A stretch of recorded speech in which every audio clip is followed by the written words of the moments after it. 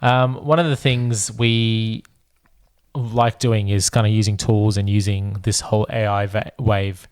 And I think something that, if people can't be bothered going through clickbait articles or going through 500 pages of a federal budget, is using some of these AI tools. So I don't know if you guys have used Chartered account that's living life in the black. Run through the chaos, never looking back. Realize one mission, leading with heart. In finance and fatherhood, they play every part. All right. Welcome to the Ash, Hubert and Kevin podcast. We are the Count Dads, the podcast for the finance and accounting leaders, strategizers, thinkers, and doers. Boys, we are back in 2025 for the first time. It's only taken us 3 months. Well, 4 months now. We're in month 4. How's everyone doing? How's the long off season been? It feels like we're F1 drivers. We've taken the Australian summer off and we're back. Mate, it was dusty getting the podcast equipment back together. So yeah, I was scrambling to find all the stuff this tonight as well, which is one of the reasons I was late. I didn't know where everything was. Oh, good times. No, but been good. Like, had a decent break. Just carrying on work right now. Family's grown up real quick. So yeah, blink of an eye. How about yourself? Yeah, that's all it is. Like, just family, taking a lot of time and going back to the States, visiting family over there as well. So yeah, it's been a pretty good off season. So nice. That's good, Hubert. What'd you get up to, Kev? That's lots of travel. Just can't say I just came back, but went to India, Bali, came back. Now we're gearing up towards a new baby as well. Congratulations. So lots of new things happening. Are you guys in budget season at work? Are you guys December year ends? No, well, I'm June. So budget June, season starting soon. Yeah. Yeah, we're in budget season, audits as well. Kind of the back of interim starting do they do like 2 interim audits nowadays? Like, we have like interim, actually we've got like a... Interim for half yearly or interim for like... Well, they do like a controls and then it's like interim, and the hard close is like literally a month of audit. Man, how big is your company? It's not big. It's run by the auditors are the Victorian Auditor General's office. So. Oh, I wonder. Okay. I was going to say, state run. For us, they come for like 2 weeks and the order's done. Yeah. I'm like, okay. That's because your books are in order, bro. They're all in order. Spotless. Lots happening on the news. Obviously, had an American election just wrapped up. We are in election mode for Australia, and this latest budget's come out for businesses, and I thought it'd be good, as we warm up and start off this series, to discuss, I guess, that latest budget, but also what we want to do on this podcast is help business owners navigate their numbers, navigate their finances, but also navigate their business from a numbers lens. And we want to help accountants do that as well, because we realize that most accountants go through uni, go through their CA, don't really understand the business application until they get their hands dirty. We've obviously been a few times around the sun, and we want to be as helpful as we can with that. So without further ado, if you were a business owner right now, boys, in various industries, what's the first thing you do? Do you even wake up and look at this federal budget when it comes out? Do you want my honest answer? The answer is not really. The business answer is I want to figure out right at the end, like, what does that mean to me, and do I need to prep for anything? So basically, is there going to be any direct impact? So if I'm talking to like a recruitment company, am I expecting costs to be cut, or am I going to be expecting labor to increase? Just to say, does it swing the business immediately? So yeah, how about yourself? Yeah, I think this budget, and I think rightly so, it's not much change. And I think, I don't think we're in a position where we can give too much money back, spend too much. I think because we have a problem where, inflation is an issue right now, so the government shouldn't be spending too much. I think that's sort of reflected in the budget where not much change happened. But there is enough change to sort of have little impacts. But I don't think it's a massive change that's going to happen for this budget. Let's talk about industry specific. So Ash, your recruitment. Yep. I'm just thinking back to my recruitment days, and one big one is government spend. Yeah. They're talking about all this, cutting down on consultants and third party, and that'll ultimately have a flow-on effect to the recruiting side of things for federal and potentially even state government, but I think mainly federal. Is that kind of one of the lenses you look at? So who are your customers and how will this affect them essentially? Because ultimately that'll flow down to your business. Yeah, good question. So yeah, it does have an impact. So let's say we're going through a season of cutting costs. Those FedGov customers will be impacted. But what that would mean is the opposite side is you've got a whole bunch of talent that comes into the market that are ready to, be sort of leveraged somewhere else in a different industry. So it sort of works out. We just got to plan accordingly going, all right, if we anticipate these contracts to stop being renewed, okay, what do we do with this talent further? So just pivots your little strategy a little bit, but yeah, just trying to plan for those scenarios.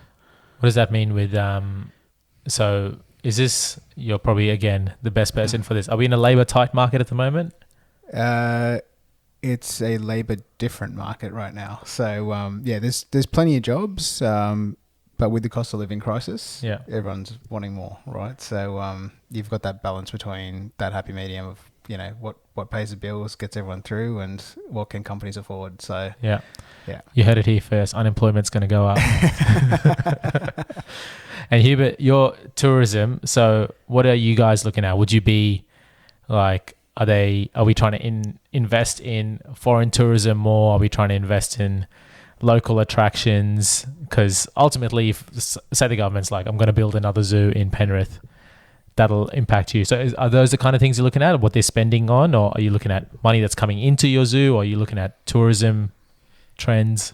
Yeah, tourism trends is definitely important for us. That's sort of a key marker for us. So I guess we look at visa...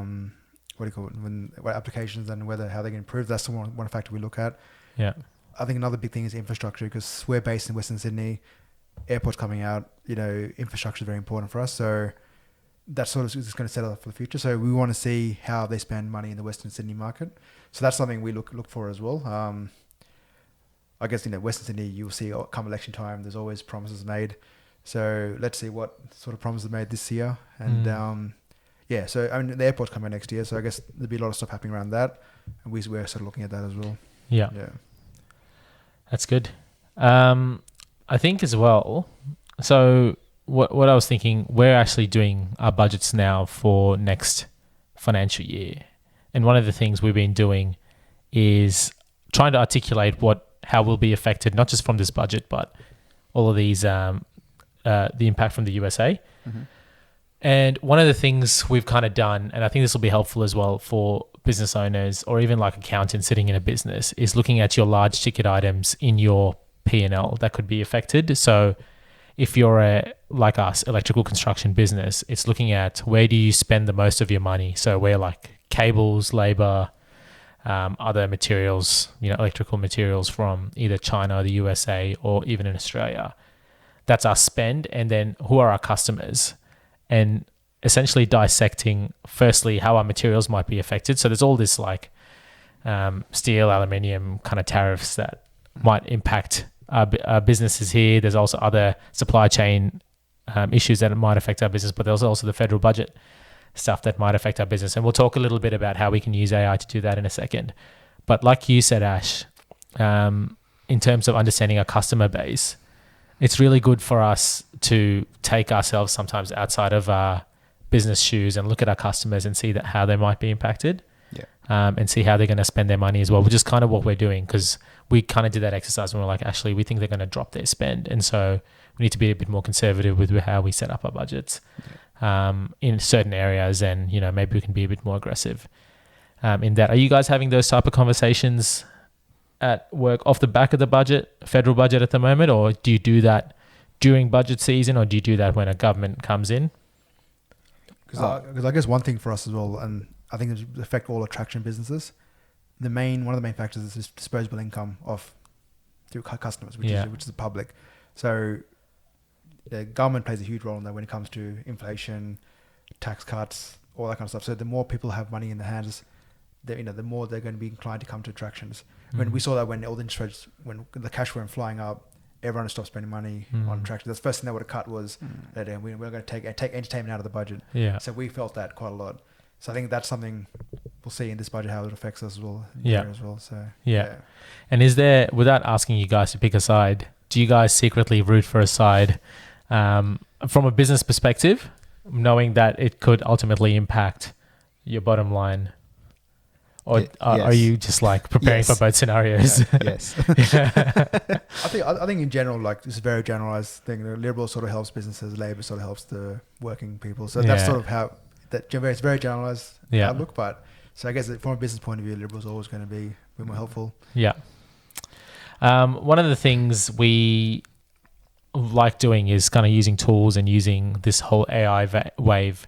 And I think something that, if people can't be bothered going through clickbait articles or going through 500 pages of a federal budget, is using some of these AI tools. So I don't know if you guys have used Perplexity. I literally just did this 5 minutes ago, hoping that it'll do the right piece of work for me. But Perplexity is like a deep research kind of AI tool. It essentially goes through, it's a superpowered Google, goes through all the noise and gives you the answer. Google's kind of doing that now as well, because if you can type in stuff on Google, it gives you an AI response. But this is a bit deeper, combs through everything, and there's a deeper mode in that if you can pay a premium. But essentially what I did was, and we'll have this on the video as well, is give it a prompt. So I've told it what I am. I'm an electrical civil construction business. I told it what I do. I've told it what I want to think through. So I asked it, what impact will the 2025 federal Australian budget have on my business? I asked it to think about considerations like my suppliers, the materials I use, my customer base. And I also asked it to essentially outline how it can impact different parts of my P&L.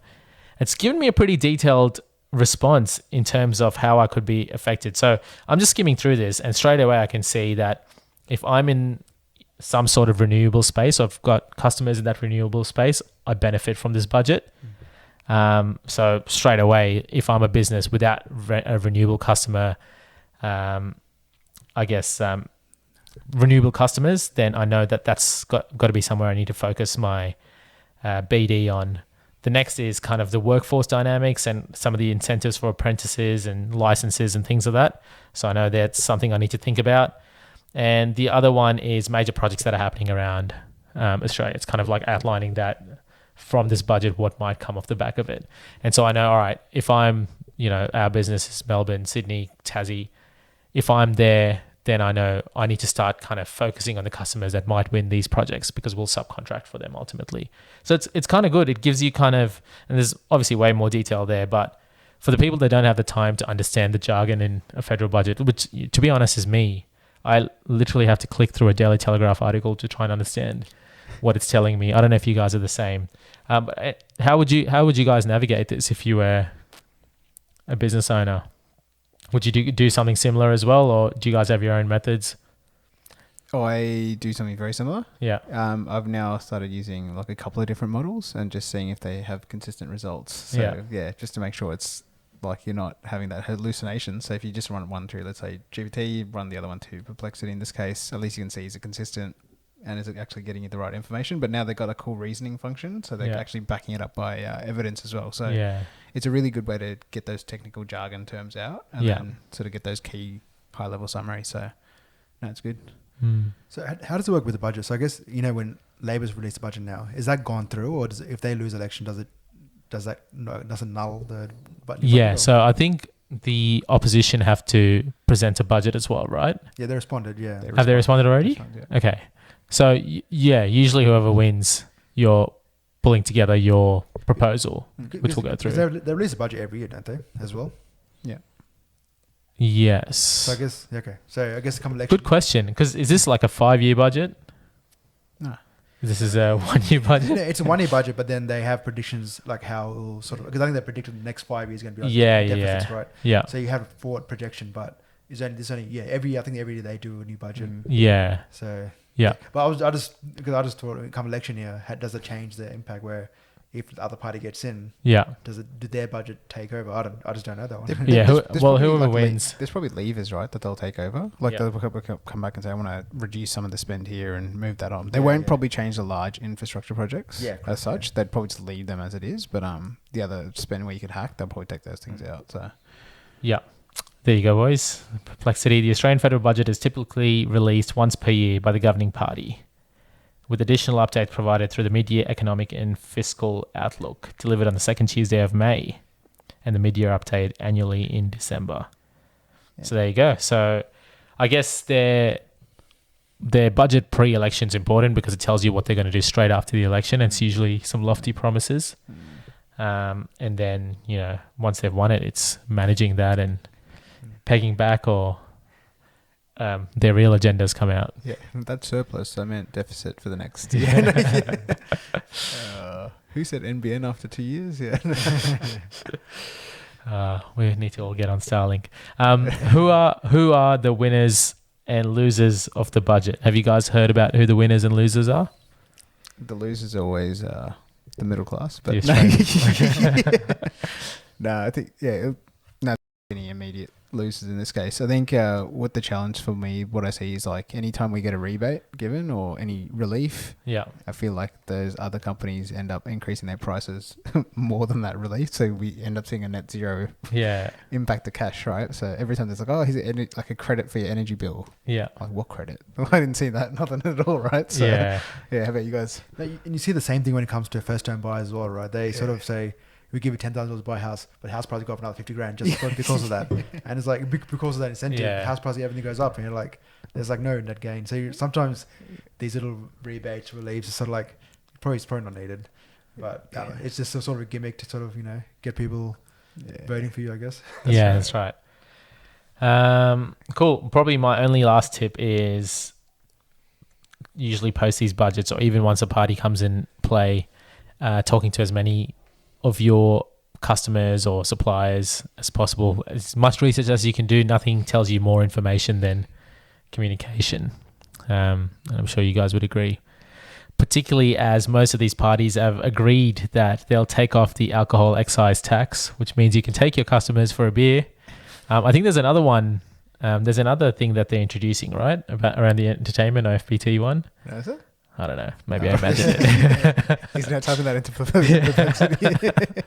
I'm pretty sure there is one, but there's promises thrown around everything, a lot of stuff. So yeah.